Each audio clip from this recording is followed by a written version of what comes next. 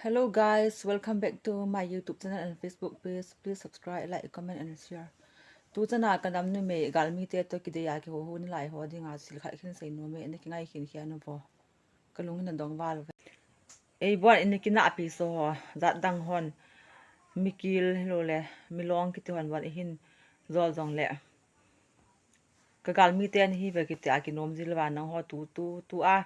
tu ta an mi te ta banga bol ho ne ki ho pi thei so kalung na don wal yang chu. Dan dunga hong viral no so pinong si gyal mo mong tango min nup na min na kyo se ga ati law ni hin text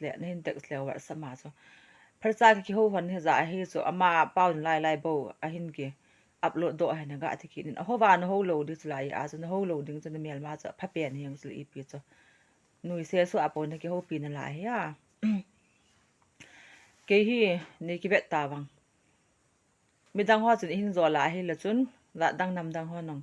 cái hộp pi thô khi nên hong tăng em này luôn sẽ tạ tạ ti à nôm chung cho mai dạ đang cho cái đấy để lâu chỗ ấy vàng à cái hộp pi thô cho nôm chung cho mai vàng à chỗ ấy ta vàng mi khăn hi tăng cul na go hoa chỗ ấy chỗ del thì không biết sinh ra tăng chỗ cái hộp hắn cho tiêu tara ho ấy pi nó sẽ tạ am ti la mas penas how are you hinta I am fine it just where are you from ấy ti à cái I am in Assam cái ti so không cái đó to hon so I love you, I like you, I miss you. Hindi so na kenong. Don't tell lies, don't jokes. To them ka say so man really hindi so. Penas really hindi penas kenong. If you really love, then you come into my home. Kati ta so ka text ta so na. Ele penas ka hong kito to han ta so ka hin han ha so. Send me your photo ita kong ka to kenong ka thum ki naman no hin thot ki penas so. What try of you kati ta so kati ale. Imagine. Tangkul naga anti phana cho don't text me again e hindi ta cho ken no kati ta cho na ken no ken phena cho what problem hindi ta cho hin text inte ken no my enemies people kati ta cho na sorry ka ki sei khil he ka hai mil ta sot be se ta cha I hate tangkul people ti ta cho kati ta cho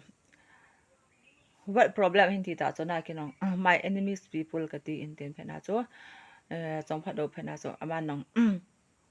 ka hi hin do kita cho I am tha do ku ki kati phena o ta phena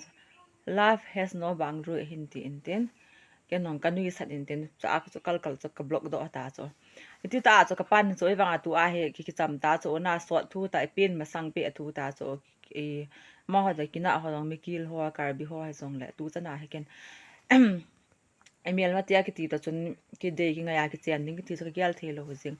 ve tang on email ma tia tu ki cham zo no hi jong le na ki kina sa ki vet la khat mai cho ga ki lut hen lang ki cheng hen lang hi jong le chal naw ki nei ta cho cha te le kha thep de chi de ki de ding ki sim nom ni wa sim do te ni me cho ji ti a ta cho officer jong le email ma te a nama am ta ina ma am thelo cho na chu ki het ngai cho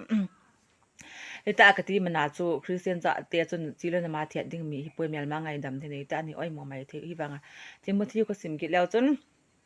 koi jong le ama mi te ding ngai to lo so ta san lo sanga chon se zo he ki ti cho na mi te ding na ngai tu a he le na bo jang na pi na ngai lu na le tu a na mi te he lo la bol ho na ho pi na diu lam pi ta lo se ji a chu te a chu lung hai se la ki ho pi di hi lo email ma te chu I ho wa hong le hilo wa ho ding ti ho bo phai ka tin hello chu le min e bol no ho gi la na noi se su a chu ga ho pi di zong lo ta si de sa ga ki noi se te na ga ho ki na la yo phar cha e ho zong le email ma za le na ma email ma ki ti chu ho le hel ding chu pha pe ni nga chu so pi te ho dan ha nu le lo e mi ho mo hi za dang na de yu chu dang tam ta ma chu le a he chu ji a chu ka sei chu ke wang ka te ka sei banga chu Korea tiak ngai sang pen ho chu pe Christian nong phe na ha chu sang khu ka zat mi ka de na lai chu ke e pi de ngai za dang ni te de lom ham ka ti chu I zat mi ge agu a ke wang za dang to za mi ne de lwa za dang to ke chen dang ma nong la jene lwa am jo ngap cha jo jing ke het no bo tu kal na mel ma teo chin ho ki ta hi be ben ka nam nu nga chan khom pi ho ka hin se he lung se ten nga do ta tu kal hin ho ta hi be on ki lung set pi ki ta hi be zi ngun asai ni nga ka sei het cho